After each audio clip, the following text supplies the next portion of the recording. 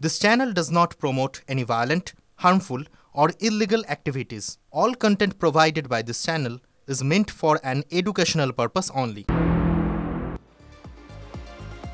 শ্রীকৃষ্ণের উৎসবের দিন, দোল উৎসবের দিন রামনবমীর জন্য প্রায় রাজনৈতিক যুদ্ধ ঘোষণা।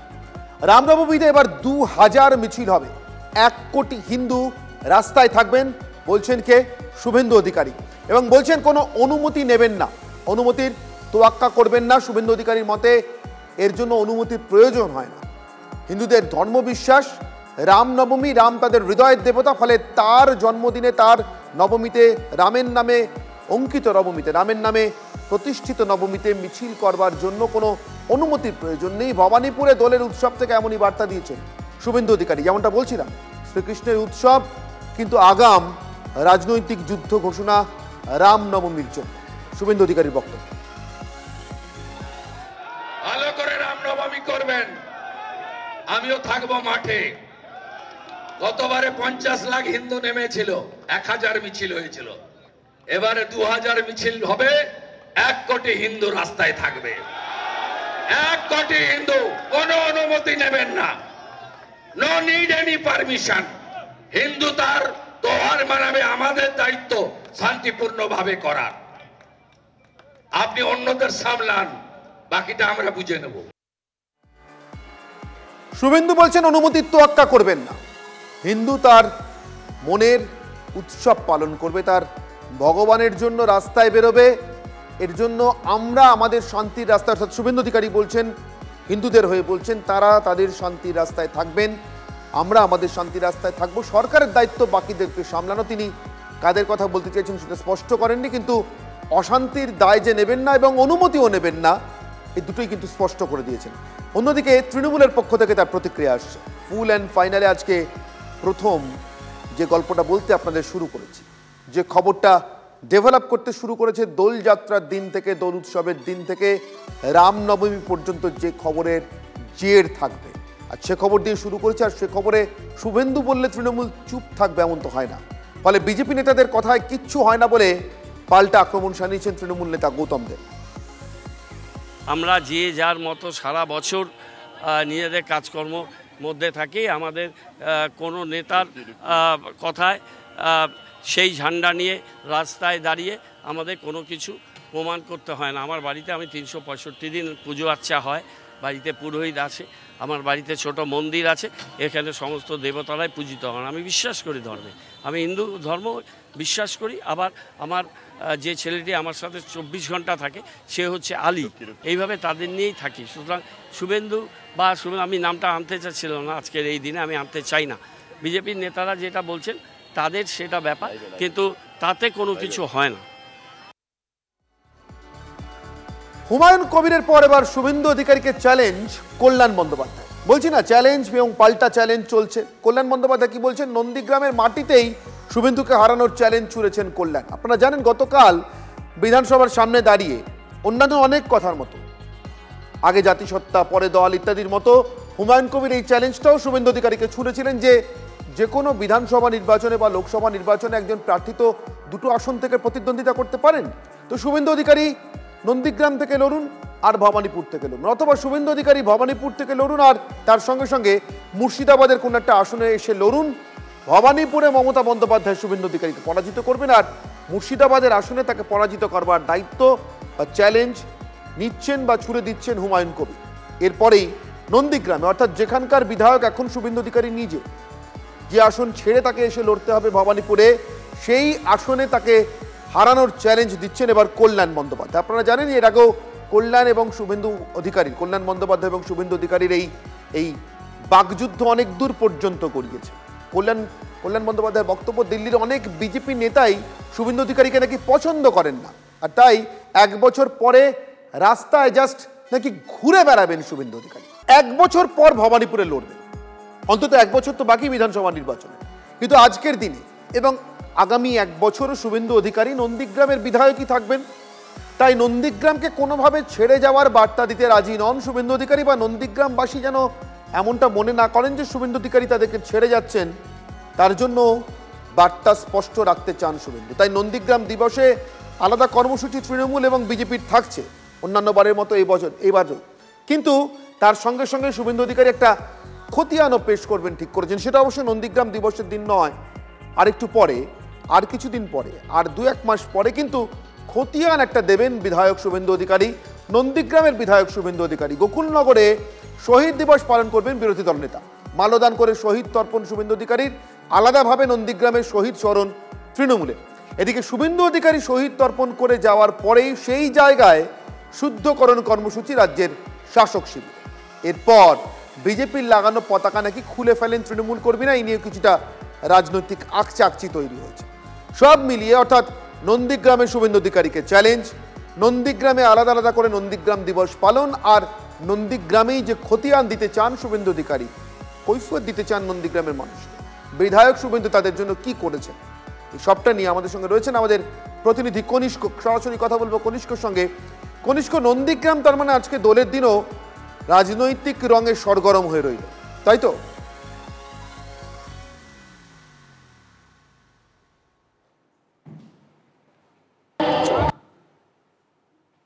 রাজনীতি কিন্তু পাশাপাশি যে থাকবে সেটা আর বলার অপেক্ষা রাখে না। মূলত নন্দীগ্রাম দিবস ছিল 14ই মার্চ 2007 সালে যে গণহত্যা হয়েছিল, যেমনটা অভিযোগ তৎকালীন বাম সরকার, তারা এইভাবে জমি আন্দোলন করে যে ভঙ্গল করতে চেয়েছিল, জমি যারা দিতে চায়নি তাদের উপরে গুলি চালানো হয়েছিল, এমনটাই বিস্তর অভিযোগ রয়েছে। প্রায় 1.5 দশকের বেশি পার হলেও সেই নন্দীগ্রাম কিন্তু প্রতিবারেই, অর্থাৎ প্রত্যেকটি শহীদ দিবসে, সেটা 14ই মার্চ হোক, 10ই নভেম্বর হোক বা 7ই মার্চ হোক, 7ই জানুয়ারি হোক, প্রত্যেকটি দিনই কিন্তু কার্যত রাজনৈতিক উত্তাপে তথ্য হয় নন্দীগ্রাম। আর মূলত আজকে যেমনটা দেখা গেল 2025 সালের এই 14ই জানুয়ারি 14ই মার্চের যে অর্থাৎ শহীদ দিবস পালন, প্রথমে নন্দীগ্রামের গোকুলনগর গ্রাম পঞ্চায়েতের অন্তর্গত অধিকারী পাড়াতে দেখা গেল শাসক দলের আগেই কিন্তু রাজ্যের বিরোধী দলনেতা শুভেন্দু অধিকারী তিনি এলেন, শ্রদ্ধা জ্ঞাপন করলেন।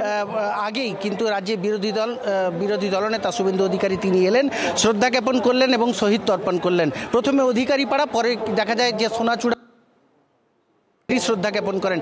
এখানে কিন্তু তার যারা কর্মী সমর্থক রয়েছেন বা যারা শহীদ পরিবার রয়েছেন তাদের বার্তা দেন যে তিনি বিগত 4 বছর ধরে নন্দীগ্রামের বিধায়ক, আগেও ছিলেন এবং পরে তিনি পদত্যাগ করে আবার তিনি বিধায়ক হয়েছেন। তার পাশাপাশি তিনি একটি বই আকারে বিগত 4 বছরে তার যে খতিয়ান বা খরচ, কোথায় কি উন্নয়নমূলক কাজকর্ম করেছেন, সেই সমস্ত বিস্তারিত একটি সভা ডেকে কার্যত নন্দীগ্রামবাসীর উদ্দেশ্যে জানাবেন বলে এমনটাই কিন্তু জানালেন। পরবর্তীতে দেখা গেল নন্দীগ্রামের শুভেন্দু অধিকারী নন্দীগ্রামের আজকের সমস্ত আপডেট দর্শকদের সামনে আনবার জন্য কনিষ্ক, যে কথা বলছিলাম, শুভেন্দু অধিকারী এবার নন্দীগ্রামের জন্য আলাদা খতিয়ান দেবে। কেউ ভাবতেই পারেন যে ভবানীপুরে যাওয়ার আগে নন্দীগ্রামের বিধায়ক শুভেন্দু অধিকারী ভবানীপুরে লড়তে যাওয়ার আগে আসলে একটা খতিয়ান দিয়ে যেতে চান, নন্দীগ্রামের মানুষকে জানিয়ে যেতে চান যে শুভেন্দু অধিকারী গত 4 বছর তাদের বিধায়ক হিসেবে কি করেছেন, কি বলেছেন শুভেন্দু, শুনে নেব। আগামী 2রা মে আপনারা যাকে হারিয়ে যাকে জিতিয়েছিলেন সেই শুভেন্দু অধিকারী, তার এমএলএ হিসাবে এই পর্বে 4 বছর পূর্তি হচ্ছে। আমি গত 4 বছর আমার সীমাবদ্ধ ক্ষমতায় কি উন্নয়ন কোথায় করতে পেরেছি, আমার বিধায়কের টাকা কোথায় খরচ হয়েছে তার হিসাব দেব। আমি বই ছাপিয়েছি, আমি হিসাব দেব আপনাদের কাছে। আমি হিসাব দেওয়ার কর্মসূচি নন্দীগ্রামে করব, আপনারা আমন্ত্রণ পাবেন। আমার কাছ থেকে আপনারা গিয়ে 4 বছরের হিসাব বুঝে নিয়ে বাড়ি আসবেন। পাল্টা বক্তব্য এসছে অধীর রঞ্জন চৌধুরীর কাছ থেকে, কি বলেছেন অধীর রঞ্জন চৌধুরী, শুনে নেব। দোল সব জায়গায় খেলার আমাদের অধিকার আছে, কেন দোল খেলতে দেবে? এই দোল নিয়ে, নামাজ নিয়ে আগে কখনো কোনো সমস্যা হয়নি বাংলায়। এই সমস্যাগুলোকে তৈরি করা হচ্ছে, কৃত্রিম সমস্যা করা হচ্ছে। তার একটাই কারণ, বাংলার মানুষের মধ্যে ধর্মীয় বিভাজন। এটা কিন্তু বাংলার সংস্কৃতি নয়, বাংলার শিক্ষা নয়। সোনাঝুরিতে পোস্টার বিতর্কে এবার চড়া সুর দিলীপ ঘোষের। একদিকে চ্যাংদোলা, একদিকে ঠুসে দেব নিয়ে যখন রাজ্যে রীতিমতো রাজনৈতিক উত্তেজনা তৈরি হয়েছে শুভেন্দু অধিকারী বনাম হুমায়ুন কবিরের সঙ্গে, ঠিক সেই সময়ে দিলীপ ঘোষ সুর আরও চড়ালেন। ব্যানার সরিয়ে না নিলে মানুষই রাজনীতি থেকে সরিয়ে দিত বলে পরোক্ষে কার দিকে ইঙ্গিত করলেন দিলীপ ঘোষ, শুনুন। যে এই ধরনের পাগলামি যাদের মাথা থেকে আছে তারা রাজনীতি ছেড়ে দিক বা রাজনীতি থেকে বার করা উচিত। ভারতবর্ষ যুগ যুগ ধরে এখানে এই সংস্কৃতি চলে আসছে, হিন্দু সংস্কৃতি, যেখানে হোলি একটা দোল একটা বড় তার একটা অনুষ্ঠান, সেটাকে বিভিন্ন কারণ থেকে ডিস্টার্ব করতে আসছে, সময় তাকে মানবে না। যাই হোক, আমি শুনলাম যে কালকে নাকি ব্যানার সরিয়ে নেওয়া হয়েছে, এটা সরিয়ে নিন, নাহলে আপনাদেরকে রাজনীতি থেকেই সরিয়ে দেওয়া হবে।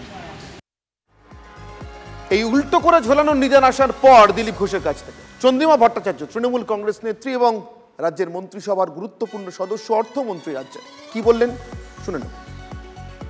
উনি এই ধরনের কথা ওরা সব বলে, কারণ হচ্ছে কে এখন সভাপতি হবে টবে এই নিয়ে একটা টানাপোড়েন চলছে, ভাবছে কার কথার ওপর দিয়ে কি বললে কি একটা কি হতে পারে, এরকম একটা ব্যাপার হয়তো থাকতে পারে, আমি জানি না। তা আমরা ওই নিয়ে কোনো গুরুত্বও দিচ্ছি না, মাথাও ঘামাচ্ছি। অধীর রঞ্জন চৌধুরীও পাল্টা প্রতিক্রিয়া দিয়েছেন দিলীপ ঘোষের এহেন হুঁশিয়ারি বা এমন চড়া সুরের মন্তব্যের পর। শুনে নেব কি বলেছেন অধীর। এই দোল নিয়ে, নামাজ নিয়ে আগে কখনো কোনো সমস্যা হয়নি বাংলায়। এই সমস্যাগুলোকে তৈরি করা হচ্ছে, কৃত্রিম সমস্যা করা হচ্ছে। তার একটাই কারণ, বাংলার মানুষের মধ্যে ধর্মীয় বিভাজন। এটা কিন্তু বাংলার সংস্কৃতি নয়, বাংলার শিক্ষা নয়। কারণ বাংলার মানুষ স্থিতিবিরক্ত হয়ে গেছে এই ধর্মীয় মেরুকরণের রাজনীতিতে, এটুকু বুঝতে পারছি।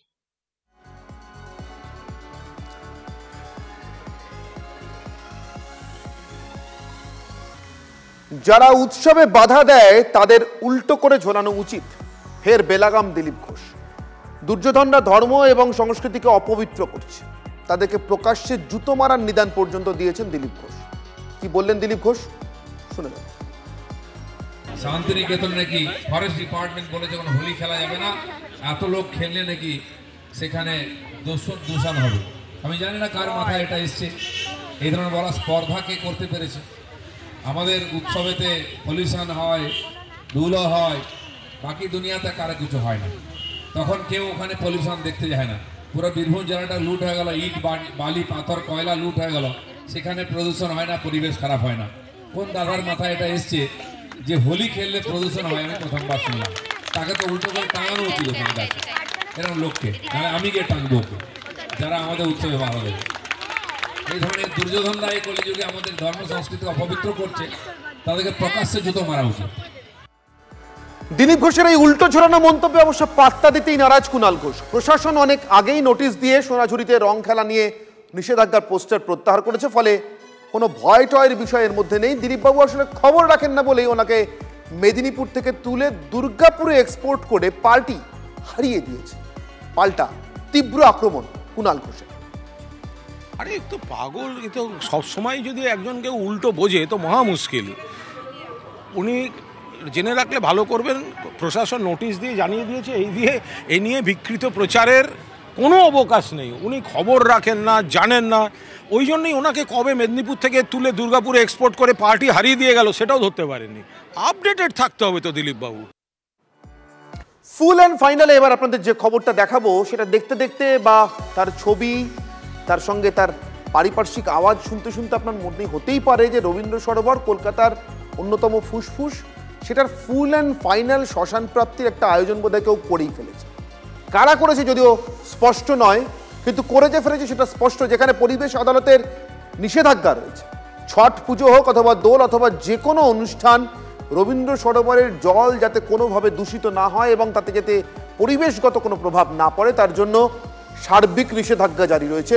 সরোবরের ভিতরে যে কোনো ধরনের অনুষ্ঠান পালনের ক্ষেত্রে সেটাকে জাস্ট তুড়ি মেরে উড়িয়ে দিয়ে। আজকে কি ঘটল রবীন্দ্র সরোবরে দেখুন।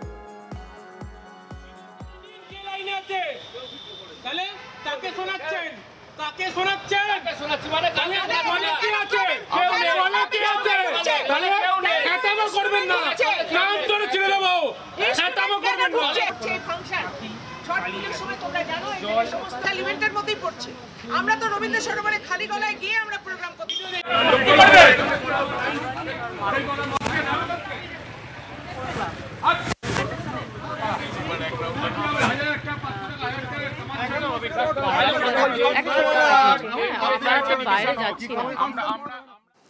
আপনারা জানেন রবীন্দ্র সরোবরে যারা প্রত্যেক দিন মর্নিং ওয়াক করতে যান, একেবারে প্রাতঃভ্রমণকারীরা, তারা কড়া নজর রাখেন এই রবীন্দ্র সরোবরটা কলকাতার ফুসফুসটা বাঁচছে কিনা তার দিকে।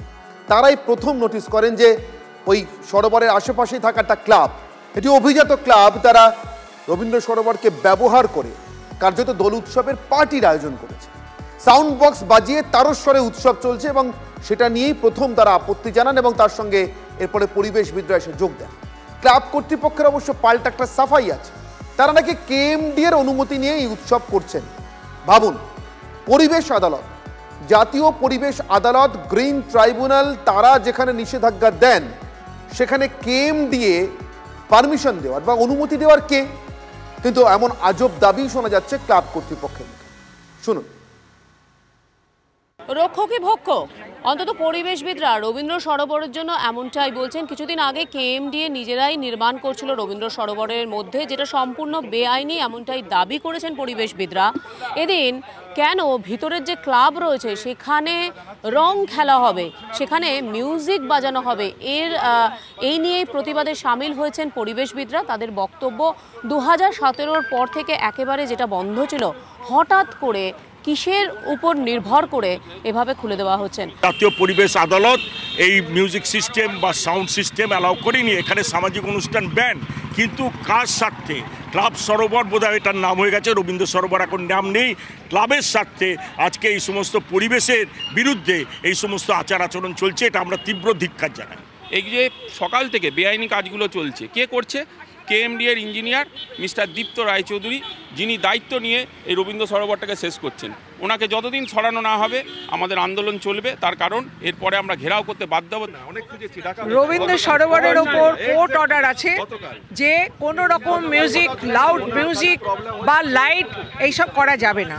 এখানে কি করে মিউজিক সিস্টেম ঢুকে লাউড মিউজিক বাজিয়ে এখানে কি করে প্রোগ্রাম হতে পারে? কেউ জলে নামতে চাচ্ছে না। আমরা আমাদের ক্লাবে, তারা ফ্যামিলি নিয়ে সবাই আসবে, ওখানে আমাদের দোল উৎসব যেরকমভাবে পালন হয়, রং ছাড়া হবে, ফুল নিয়ে যাচ্ছি। এবারে দেখুন এতগুলো ফুল দিয়ে খেলা হবে। কিছু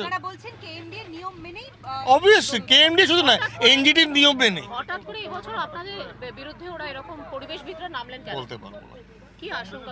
বলতে পারবো না। 2017-এর পরিবেশ যখন এনজিটিতে কেস হয়েছিল সেদিন আমিও ছিলাম, আমরাও আমাদের সব ছিল, যা বলেছে আমরা সেই মতোই কাজ করি, কোনো বাইরে কিছু কাজ করি না। তো রংটা ফুল দিয়ে তৈরি নাকি দিয়ে তৈরি? আপনাদেরও তো তাই বলছে। আমরা দেখতে পাচ্ছি যে সামনেই বচসা চলছে। আপাতত এই বিতর্কে সামিল রয়েছেন যারা পরিবেশবিদরা, তারাও। ক্যামেরা তুষার ঘটকের সঙ্গে শ্রাবন্তী সাহা, TV9 বাংলা, কলকাতা। দোলযাত্রা, দোল উৎসবের ফুল অ্যান্ড ফাইনাল ছবি, সেই ছবির মধ্যে প্রত্যেক রঙের রাজনীতি আর সেই রঙের রাজনৈতিক নেতাদের অন্য রঙের নেতাদের ছাপিয়ে যাওয়ার চেষ্টা। আর সর্বশেষ রবীন্দ্র সরোবরের জাতীয় পরিবেশ আদালতের নিষেধাজ্ঞাকে পুরোপুরি তুড়ি মেরে উড়িয়ে এমনভাবে পরিবেশ ধ্বংসের আয়োজন দোলযাত্রাকে বা দোল উৎসবকে কেন্দ্র করে। এই ছিল আজকের ফুল অ্যান্ড ফাইনাল। আজকের ফুল অ্যান্ড ফাইনাল এখনকার মতো এখানেই শেষ করছি, সঙ্গে থাকুন TV9।